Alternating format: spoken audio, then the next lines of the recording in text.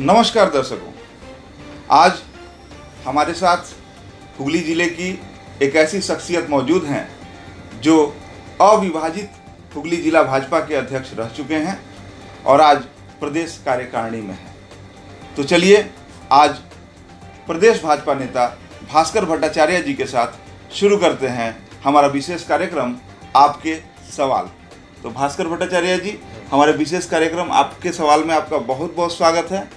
तो हमारा पहला प्रश्न आपसे, आपने राजनीति की शुरुआत कैसे की, भविष्य में कहाँ तक जाना चाहते हैं? देखिए, राजनीति में तो कोई ऐसा लाइन खींचा हुआ नहीं है कि कोई आदमी कहाँ तक जाएगा, ये उनको तय करना पड़ेगा। लेकिन मेरा 20 साल हो गया राजनीति में, बीजेपी में। इसके पहले भी हमारा राजनीति का अलग जगह था, कॉलेज लाइफ में। तो 20 साल हमने ये राजनीति कर चुके हैं आज के लिए, 2020 तक। पहले हमने जिला, हमारा जो हुगली जिला है, उस जिला के लीगल सेल में थे, लीगल सेल का कन्वेनर थे, डिस्ट्रिक्ट प्रेसिडेंट जिसको कहा जाता है। फिर डिस्ट्रिक्ट से हमको राज्य में जगह मिला, स्टेट में हमारा जनरल सेक्रेटरी वो लीगल सेल में ही हम गए थे, वहाँ पर भी हमने काम करने का हमको मौका मिला। फिर लीगल सेल से 3 साल, 3.5 साल काम करने के बाद हमको ह्यूमन राइट्स के बारे में जो हम लोगों का एक जगह है, ह्यूमन राइट्स सेल, तो वहाँ पर हमने कन्वेनर, स्टेट कन्वेनर के रूप में काम किए हैं 3 साल।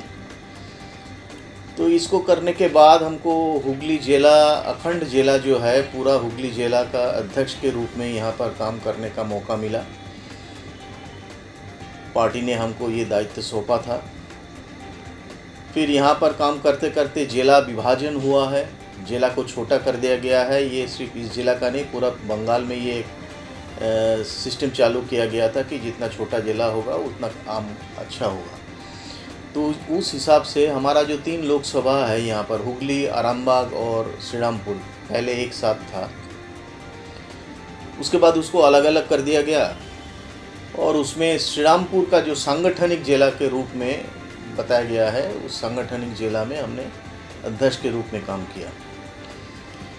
इसके बाद हमको स्टेट कमेटी में जगह मिला है। स्टेट कमेटी में अभी हम सदस्य हैं, स्टेट कमेटी मेंबर। और उसके साथ साथ पहले हमने साउथ सुबर्बन, कलकत्ता का साउथ सुबर्बन जो डिस्ट्रिक्ट है, वहाँ का ऑब्जर्वर थे, पर्यवेक्षक। अभी फ़िलहाल 2 महीना हुआ है, हमने उत्तर कलकत्ता शहरतली जो है, नॉर्थ कलकत्ता सुबर्बन, उसका ऑब्जर्वर में अभी हम काम कर रहा हूँ।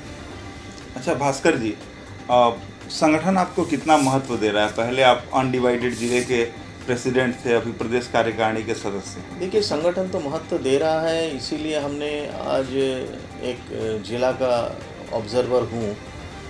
और हमारे यहाँ पर ऐसा है कि जो कोई पद में आते हैं वो आजीवन काल उस पद में नहीं रहते हैं। 3 साल के लिए होता है, उसके बाद चेंज हो जाता है, प्रेसिडेंट भी चेंज होता है, सब कुछ चेंज होता है। तो मैं अध्यक्ष था, अध्यक्ष के रूप में काम किए हैं। हमारा टेन्योर ख़त्म हो गया, उसके बाद हमको स्टेट में जाना पड़ा। अब स्टेट में जो दायित्व, जो रिस्पॉन्सिबिलिटी हमको दिया जा रहा है, वही हम कर रहे हैं। इसके बाद स्टेट सोचेगा, राज्य सोचेगा, राज्य का जो नेतृत्व है वो सोचेंगे कि फिर कोई हमारा दूसरा कुछ अगर काम होता है तो दिया जाएगा। अच्छा भास्कर जी, इस बार आम लोगों में चर्चा है, भाजपा के जो छोटे लेवल के कार्यकर्ता हैं उनमें भी चर्चा है कि विधानसभा के कैंडिडेट के रूप में 4 नाम सामने आ रहे हैं जो प्रोबेबल हैं। जैसे कबीर शंकर पोस्टी हैं, श्यामल पोस्टी हैं, देवजीत सरकार हैं और आपका भी नाम, भास्कर भट्टाचार्य का भी नाम सामने आ रहा है। तो इस पर आप क्या कहेंगे? देखिए, हमारा कहने का मतलब, हमारा कहने का यही है कि नाम बहुत सारे आ सकते हैं। उम्मीदवार होने के लिए सबको अधिकार है, वो चाहते हैं कर सकते हैं, ऐसा कोई बात नहीं। लेकिन जो डिसीजन होगा वो स्टेट और सेंट्रल की तरफ से होगा। उन लोगों ने तय करेंगे कि किसको इस जगह में दिया जाएगा। और हमारा एक सर्वे भी होता है, सेंट्रली सर्वे होता है पब्लिक के बीच में। तो उस सर्वे में से किसी का नाम आता है तो जब आएगा उस बेसिस पे कैंडिडेट चुना जाएगा ऐसा कोई बात नहीं कि हम सोचेंगे हम कैंडिडेट होंगे और हम कैंडिडेट हो गया, ऐसा कोई बात नहीं। अच्छा भास्कर जी, अगला सवाल, भाजपा ही कहती है कि मतलब काफ़ी अत्याचार जो है पुलिस और टीएमसी के लोग भाजपा पर कर रहे हैं राज्य में, तो सत्ता में आने के बाद, क्योंकि सत्ता आप लोग कहते हैं कि 21 में ममता बनर्जी की विदाई हो जाएगी, तो सत्ता में आने के बाद क्या जो अत्याचार कर रहे हैं उनके खिलाफ कुछ कार्रवाई वगैरह करेंगे आप लोग? देखिए, बदल भी होगा, बदला भी होगा। ये हमारा स्टेट प्रेसिडेंट दिलीप घोष जी भी बताए हैं, पब्लिक तो बदल करेंगे। इस बार 2021 में बदल होने वाला ही है। लेकिन जो बदला के बारे में आप बोल रहे हैं, वो बदला जिस तरह से तृणमूल किए हैं, वो लोग बोला था कि बदला नहीं बदल है, लेकिन फिर उन्होंने बदला लेना शुरू कर दिया। हमारा अभी तक 107 बीजेपी कार्यकर्ता का हत्या कर दिया गया। हिमताबाद में जो विधायक है उनको हत्या करके झुला दिया गया। तो ये सारा पब्लिक देख रहे हैं, आम आदमी देख रहे हैं, आप भी जानते हैं, तो इसमें ऐसा कोई बात नहीं। लेकिन बात ऐसा है कि हर आदमी के ये जो घटना हो रहे हैं, इसमें हम लोग एफआईआर कर रहे हैं पुलिस में। पुलिस कोई एफआईआर नहीं लेता है, हम लोग फिर कोर्ट के थ्रू एफआईआर डाल देते हैं। जितना एफआईआर हो रहा है, हम लोग जब पावर में आएंगे वो सारा एफआईआर जीवित रहेगा, वो सारा एफआईआर को हम वापस ले आएंगे और उस एफआईआर को पकड़ के एक एक करके हमको अंदर करना होगा, एक एक करके उसके ऊपर कार्रवाई होगी। तो ये पॉलिटिकल बदला होगा। ऐसा नहीं कि हम लोग वहाँ पर रास्ते में खड़े होकर उसको मार लेंगे, ऐसा नीति हमारा पार्टी का नहीं है। अच्छा भास्कर जी, श्री रामपुर में आपके ऊपर भी कुछ सालों पहले हमला हुआ था, तब आप प्रेसिडेंट थे भाजपा के, तो इसके बारे में आप क्या कहेंगे? देखिए, ये बहुत शर्मनाक बात है, शर्म की बात है। आज तक हमने हमारा पॉलिटिकल कैरियर, और मैं आपको बता रहा हूँ 1978 से मैं पॉलिटिक्स में हूँ, तो तब से आज तक श्रीरामपुर में इस तरह का बर्ताव हमने देखा नहीं कोई पॉलिटिकल पार्टी के प्रेसिडेंट के साथ। ये पहला तृणमूल कांग्रेस जो है वो लोग लाए हैं, उन लोगों का कल्चर में लाए हैं, और वो लोग ये किए हैं, पब्लिक भी देखे हैं। इसके बारे में हम क्या कहेंगे, ये उनका कल्चर है। जी, हाल ही में केंद्र सरकार कृषि बिल लेकर आई है, राज्य में काफ़ी हो हल्ला हो रहा है उसको लेकर हाँ। के, तो आप क्या कहना चाहेंगे? देखिए, कृषि बिल जो लाए हैं, ये कृषक जो है हमारा, फार्मर्स जो है, उन लोगों के लिए, उनका बेहतर जीवन शैली के लिए ये कृषि बिल लाया गया है। लेकिन ममता बनर्जी पश्चिम बंगाल में और बाहर में जो विरोधी दल है, कांग्रेस और बाकी सब है, वो लोग इसको खिलाफ आवाज़ उठा रहे हैं, अपना जो पोजीशन है उसको टिकाने के लिए, पॉलिटिकल पोजीशन को जमाने के लिए उनका ये विरोध हो रहा है। वो लोग भी जानते हैं कि जो मोदी जी लाए हैं, ये कृषक जो है, फार्मर्स जो है, उनके भलाई के लिए है। आज तक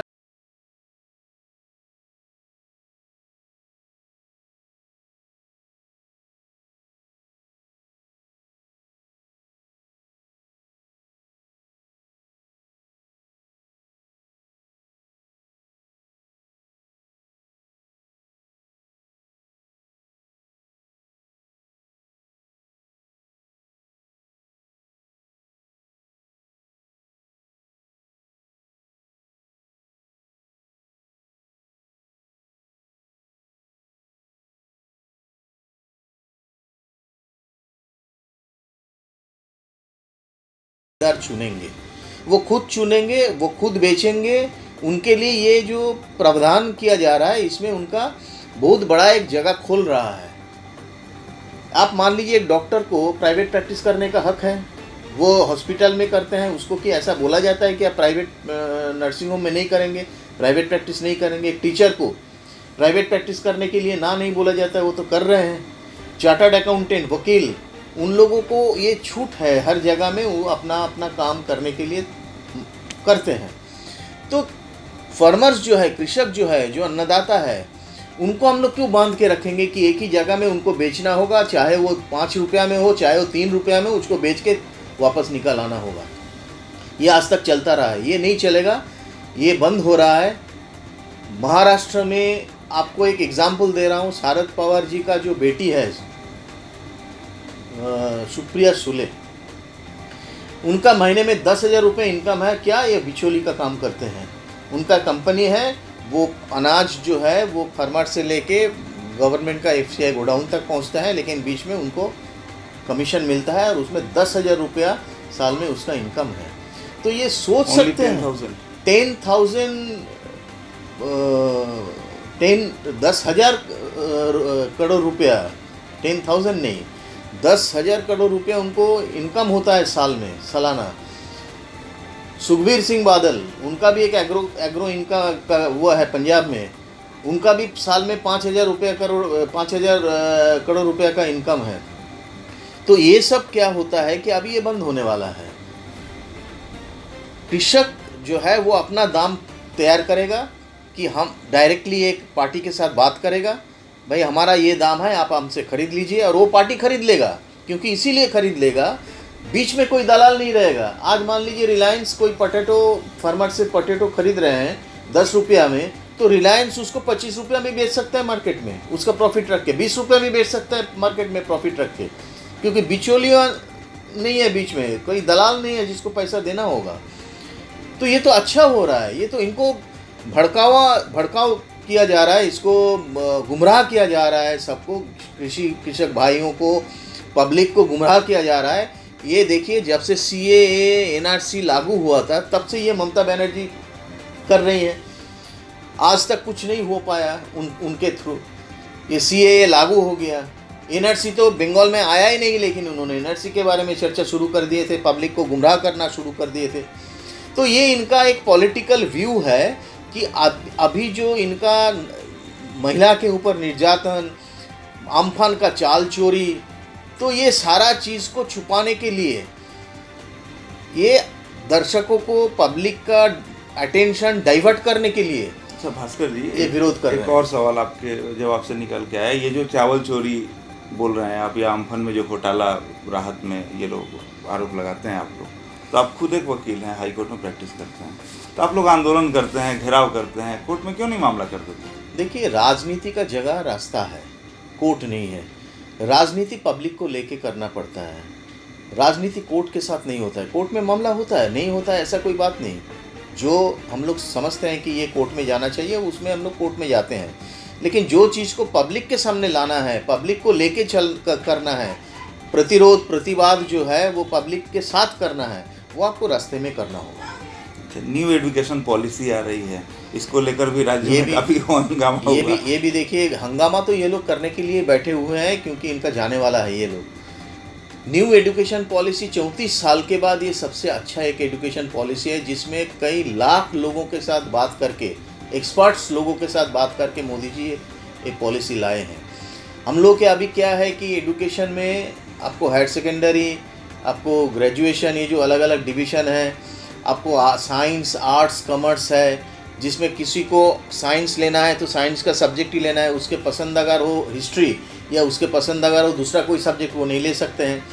लेकिन अभी जो है 3+4+4+3 इस सिस्टम में जो आगे से ये जो डिवीज़न था पहले, हायर सेकेंडरी और ये सब ख़त्म होने वाला है। प्राइमरी सेक्शन में सब्जेक्ट जो है वो उस हिसाब से दिया जाएगा। प्री प्राइमरी सेक्शन में बच्चों को शिक्षा लेने के लिए जो है वो दिया जाएगा, उस हिसाब से होगा।